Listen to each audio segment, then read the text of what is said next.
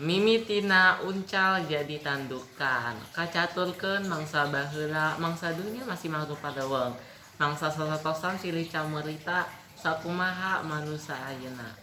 di hiji leuweung dina hiji poe kirawanci hanet moyan sakadang kuda nangtung sisi talaga ngadon moyan beri ngenteng kana cai beri ngenteng teh manehna ngomong sorangan bener kasep gagah aing teh awak lumpayat tanduk rangakak jeung sareukeut deui moalnya sato anu ginding kaos aing anu boga tanduk sakieu alusna keur kitu aya maung disada nganggur ti kajuhan kuda jeung uncal berpetek bae lulumpatan patarik-tarik sieun ditekuk maung kuda lumpat pangheulana karepna rek nyumput dinu bumi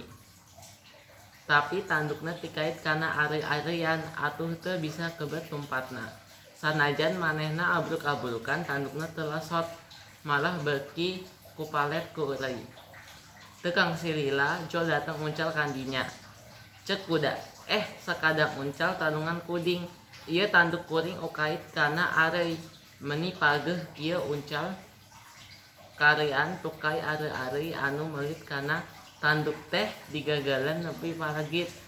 geus kitu baranjang bae kuda jeung uncal teh lulampatan deui seuneun kasusul ku meuing hadena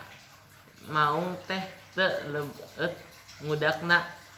di tempat nu anan kuda jeung uncal areureun kuda ngomong ka uncal sakadang uncal nuhun pisan kaula geus ditulungan ku sampean mau teu ditulungan ku anjeun mah